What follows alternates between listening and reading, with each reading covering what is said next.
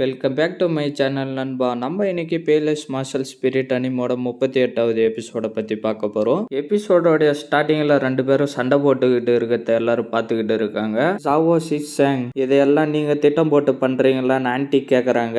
இந்த மாரி ஒரு விஷயம் பண்ற அளவுக்கு எனக்கு தைரியம் இல்லைன்னு அவன் சொல்றான். உன்னை சும்மா விட மாட்டேன்டான்னு சொல்லிட்டு பக்கத்துல வரானுங்க. ஃபேங் டக்குன்னு கத்திய வர வைக்கிறான். இதை நான் எதிர்பார்க்கவே இல்லைன்னு அவன் சொல்றான். ஃபேங் அவனுடைய பவரை யூஸ் பண்ணி டக்குன்னு அவனை வெட்டிட்டு அந்த இடத்துல இருந்து போயிடுறான். ஃபேங்னு அவன் கடுப்பா சொல்றான். ஃபேங்க எல்லாரும் சுத்தி வளைச்சுக்கிட்டு இருந்தாங்க. அங்க இருந்து தப்பிக்கிறது ரொம்ப கஷ்டம். ஆனா அவன் அவனுடைய கத்தியை யூஸ் பண்ணி அந்த இடத்துல இருந்து தப்பிச்சிட்டான். இது அவனுக்கு ரொம்ப ஈஸியா இருந்திருக்காதுன்னு வாங்க சொல்றாரு. அவன் கொஞ்சம் கடுப்பாயிடுறான். நல்ல பையன், அவனோட பலம் இன்னும் அதிகரிச்சிருக்குன்னு எல்டர் சொல்றாரு. ஃபேங் ஓடி வரான். ஏதோ சவுண்டு கேட்டு யாருன்னு கேக்குறான். கைய காட்டிட்டு நான் தான் சொல்லிட்டு வரா. நீ இங்க என்ன பண்றன்னு ஃபேங் கேக்குறான். ஃபேங், நீங்க வாங்கியும் அப்புறம் வாங்கிங்க பாக்குறப்ப அவங்க கிட்ட கொஞ்சம் கவனமா இருங்க, அவங்கள நம்பாதீங்கன்னு அந்த சின்ன பொண்ணு சொல்றா. உண்மையிலே ஊதா மேகத்துல இருந்து போனதுக்கு அப்புறம் என்ன நடந்துச்சுன்னு ஃபேங் கேக்குறான். எல்டர் கூவ கூட சும்மைன்னு ஒத்துக்கிட்டு இருந்தான். ஜாவோவை அந்த இடத்துல கொல்றதுக்கு நாங்க தான் உதவி பண்ணோம்னு சொல்லிட்டான். ஆனா அது உண்மை இல்லைன்னு உங்களுக்கே தெரியும்.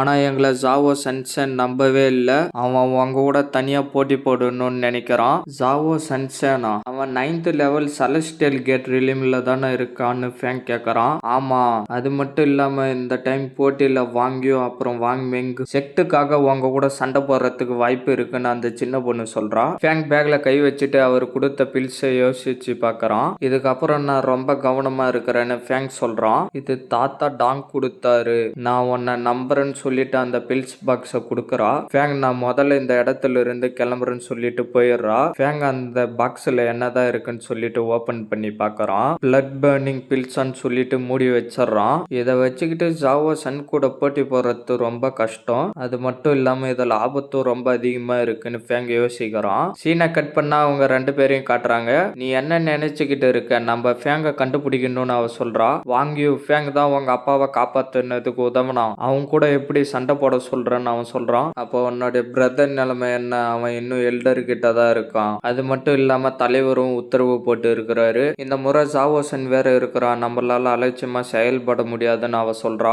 அதுதான் என்னுடைய பிரச்சனையே, இந்த விஷயத்துக்கும் ஃபேங்குக்கும் எந்த சம்பந்தமும் இல்லைன்னு அவன் சொல்றான். அவ என்ன சொல்றதுன்னு தெரியாம அந்த இடத்துல இருந்து கிளம்பிடுறா. ஃபேங் மரத்து பின்னாடி நின்று அதெல்லாம் கேட்டுக்கிட்டு இருந்து வெளியில வரான். ஃபேங், நீங்க ஏன் இங்க இருக்கீங்கன்னு அவன் கேக்குறான். நீங்க என்னுடைய எதிரியா இருக்கிறதுக்கு விரும்பல, எனக்கு ஜாவோசனை தோக்கடிக்கிறதுக்கான வழி சொல்லுங்க, நான் உன்னை தோக்கடிச்சுட்டா உங்களோட எல்டரால ஒன்னும் பண்ண முடியாது, அவர் சமாதானமா தான் போக முடியும்னு ஃபேங் சொல்றான். ஜாவோ சென்னை தோக்கடிக்கிறத பத்தி பேசுறது ஈஸி, ஆனா அவனை தனியா போட்டி போட்டு ஜெயிக்க முடியாதுன்னு அவன் சொல்றான். ஆனா நம்ம அவனை மத்த சக்தி வாய்ந்த போட்டியாளர் கூட போட்டி போட விடலாம். அந்த டைமிங்ல நான் உள்ளார பூந்து அவனை தாக்கிடுவேன், கவலைப்படாத வாங்மேங், என்னை பார்த்ததா சொல்லி ஜாவோ சென்னை குறிப்பிட்ட இடத்துக்கு கூட்டிட்டு வா, மத்தவங்க கூட அவன் சண்டை போட இருப்ப, நான் அவனை பார்த்துக்கிறேன், இது வேலை செய்யும், நான் நம்புறேன்னு ஃபேங் சொல்றான். அவன் யோசிச்சுட்டு சரின்னு சொல்றான். சீனை கட் பண்ணா அவனுங்க ரெண்டு பேரும் சண்டை போட்டுக்கிட்டு இருக்கானுங்க. அந்த எஃபெக்ட்ல அவன் பின்னாடி வந்துடுறான். ரான் சாங்லிங் அவனுடைய பவரை அனுப்புறான். அவனுடைய பவரை யூஸ் பண்ணி அதை தடுக்கிறான். இது என்ன மாதிரியான திறமைன்னு அவன் கேட்கறான். நீ சாகிறப்போ உனக்கே தெரியுண்டான்னு மோக்லின்னு சொல்றான். நீங்க இங்க இருந்து போங்கடான்னு சொன்னோடனே அவனுங்க கிளம்பிடுறானுங்க.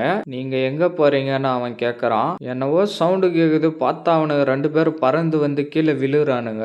இவனுங்க ரெண்டு பேரும் சாகிறதுக்கு தகுதியானவங்க தான் போல இருக்குன்னு அவனுங்க சொல்லிக்கிட்டு நடந்து வரானுங்க. மூத்த ஜாவோ எல்லாரும் இங்க தான் இருக்கிறாங்கன்னு அவன் சொல்றான். ரொம்ப மோசமாலாம் இல்ல, நீயும் சும்யானும் தாமரையை தேடுங்கடான்னு சொன்ன உடனே அவனுக்கு ரெண்டு பேரும் அங்க இருந்து கிளம்பிடுறானுங்க. ஃபேங் மரத்து மேல உக்காந்துக்கிட்டு வந்துட்டியாடான்னு சொல்றான். அவங்க எல்லாரையும் பார்த்துட்டு ஃபேங் எங்கன்னு கேக்குறான். ஒருவேளை அவன் செத்து போயிட்டு இருப்பான்னு அவன் சொல்றான். சரி, அதை விட முதல்ல ஒன்ன கவனிக்கிறேன்டா, அப்புறமா அந்த ஃபேங்கை கண்டுபிடிச்சு அவனையும் கவனிக்கிறேன்னு சொல்லிட்டு அவனுடைய பவரை வர வைக்கிறான். மோக்லிங்கும் அவனுடைய பவரை வர வைக்கிறான். அவன் ஓடி வரான். அவனுடைய கையை ரெண்டையும் ஒன்னா வச்சு லைட்னிங் ஸ்வாட்னு சொல்லிட்டு வெட்டுறான். பார்த்தா அவனுக்கு ஒண்ணுமே அவள நின்னுகிட்டே இருக்கான்.